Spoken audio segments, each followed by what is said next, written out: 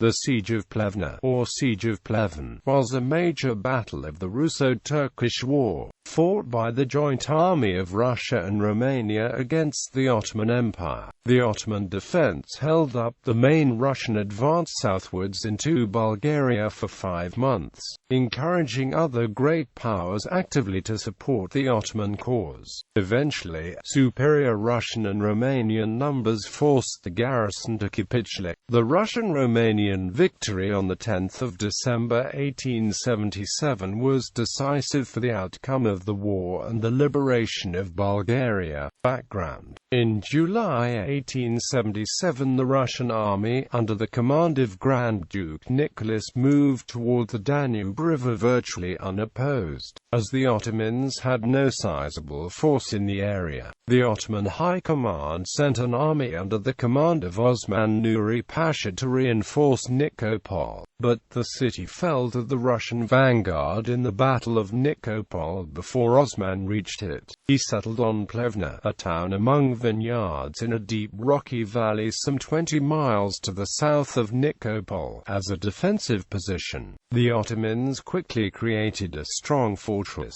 raising earthworks with redoubts, digging trenches, and quarrying out gun emplacements. From Plevna, Osman's army controlled the main strategic routes to the Balkan Mountains. As the Turks hurried to complete their defenses, Russian forces began to arrive. The siege. First battle. General Yuri Shildashuldna, commanding the Russian 5th Division, 9th Corps, received orders to occupy Plevna. Shildashuldna arrived outside the town on the 19th of July and began bombarding the Ottoman defenses. The next day his troops attacked and succeeded in driving Ottoman forces from some of the outer defenses. However, Osman Pasha brought up reinforcements and launched a series of counterattacks, which drove the Russians from the captured trenches, inflicting 3,000 casualties at a cost of 2,000 of his own men.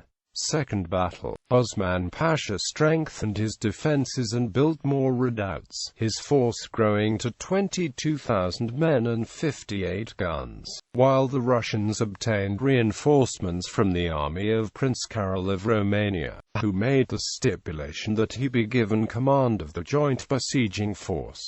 General Nikolai Krydin also arrived with the Russian 9th Corps. The overall number of Russian troops increased to 35,176 guns. On the 31st of July, Russian headquarters ordered Krydin to assault the town, attacking from 3 sides, with every expectation of a Russo-Romanian triumph. General Alexei Shakhovskoy's cavalry attacked the eastern redoubts, while an infantry division under General Mikhail Skobelev assailed the Grivitsa redoubt to the north. Shakhovskoy managed to take 2 redoubts, but by the end of the day the Ottoman forces succeeded in repulsing all the attacks and retaking lost ground. Russian losses amounted to 7,300 and the Ottomans to more than 2,000. Third battle. After repulsing the Russian attacks, Osman failed to press his advantage and possibly drive off the besiegers. He did, however, make a cavalry sortie on the 31st of August that cost the Russian 1,300 casualties, and the Ottomans 1,000.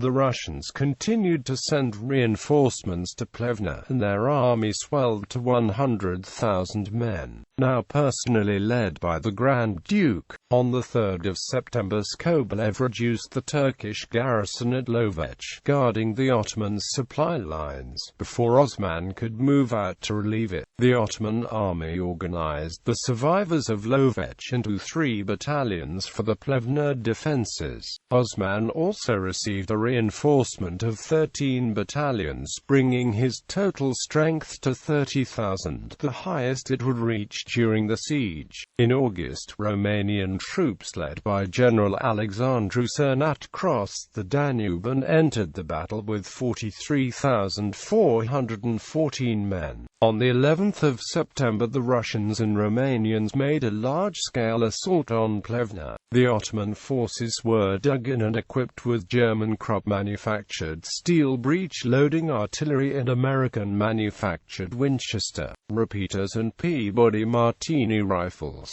For 3 hours they poured murderous fire into the waves of advancing Russians. Tsar Alexander II and his brother Grand Duke Nicholas watched from a pavilion built on a hillside out of the line of fire. Skobelev took 2 southern redoubts. The Romanian 4th Division, led by General George Manu, took the Grivitsa redoubt after 4 bloody assaults, personally assisted by Prince Carol. The next day, the Turks retook the southern redoubts, but could not dislodge the Romanians, who repelled 3 counterattacks. For the beginning of September, Russian losses had amounted to roughly 20,000, while the Ottomans lost 8,000 minus 10,000. Fourth battle. Growing Russian and Romanian casualties put a halt to frontal assaults. General Eduard Ivanovich Todleben arrived to oversee the conduct of the siege as the army chief of staff. Todleben had proven command experience in siege warfare, having gained renown for his defensive Sevastopol during the Crimean War. He decided on a complete encirclement of the city and its defenders. Osman requested permission from his superiors to abandon Plevna and retreat, but the Ottoman High Command would not allow him to do so. By the 24th of October, the Russians and Romanians had closed the ring. Supplies began to run low in the city, and Osman finally made an attempt to break the Russian siege in the direction of Opernets. On the 9th of December, the Ottoman forces silently emerged at dead of night, threw bridges over and crossed the V River, attacked on a 2-mile front, and broke through the first line of Russian trenches. Here they fought hand-to-hand and bayonet to bayonet, with, at first, little advantage to either side. However, outnumbering the Ottoman forces almost 5-1, the Russians and Romanians eventually drove them back across the V, wounding Osman in the process. Rumors of his death created panic. After making a brief stand, the Ottoman forces found themselves driven back into the city, losing 5,000 men to the Russians' 2,000. The next day Osman surrendered the city, the garrison and his sword to Romanian Col. Mihail Cerchez. He was treated honorably, but his troops perished in the snows by the thousands as they straggled off into captivity. Results. The Siege of Plevna seriously delayed the main Russian advance into Bulgaria, but it then freed up Russian reinforcements, which were sent to Gen. Joseph Vladimirovich Gorko, who then decisively defeated the Ottoman forces in the Fourth Battle of Shipka Pass.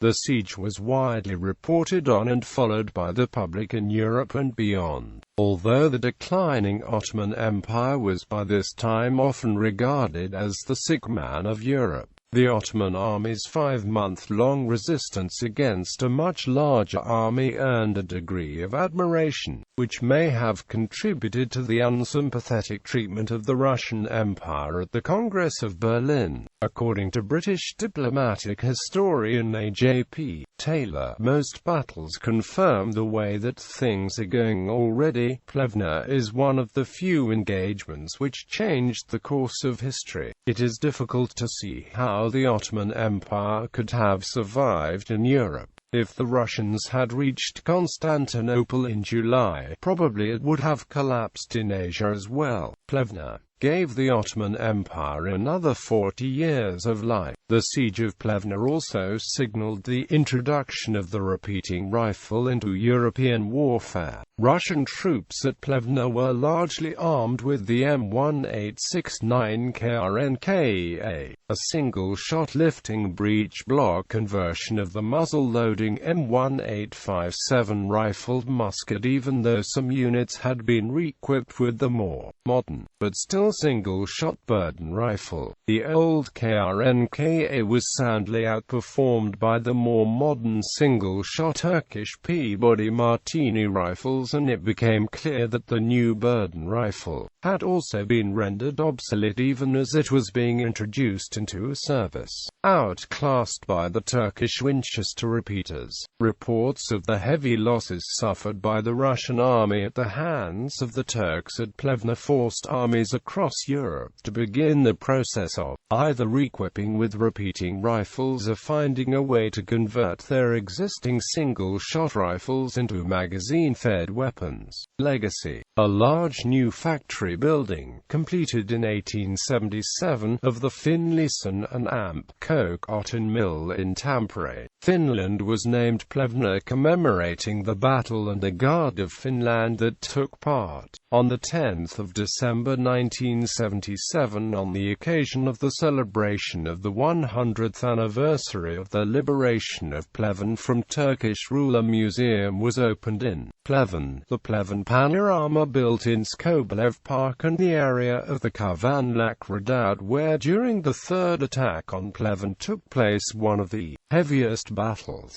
The city of Plevna, Montana in the United States was given its name by Bulgarian immigrants building the railroad there in honor of the Battle of Plevna. In other countries, there are 5 cities and towns named after Plevna, and there are 18 Plevna streets in Britain alone. They were named in praise of the liberation of Christians oppressed by Islam. The community of Plevna, Missouri was named after the battle. In popular culture, the best-selling Russian detective novel The Turkish Gambit, the second book in the Arast van Oren series, is set at the Siege of Plevna. In 2005, a film of the same name was made. A famous mate Air and Peace, Osman Paşamarsi, honors the courageous defensive of the Plevna, and is one of the most well-known marches in Turkey. Under the Red Crescent by Charles Snodgrass Ryan, Australian surgeon at the Siege of Plevna, who later operated in the Gallipoli campaign and negotiated with his old friends for burial armistices. Bibliography. This article incorporates text from a publication now in the public domain. Chisholm, Hugh, ed. Plevna. Encyclopaedia Britannica. Cambridge University Press. Compton's Home Library. Battles of the World CD-ROM.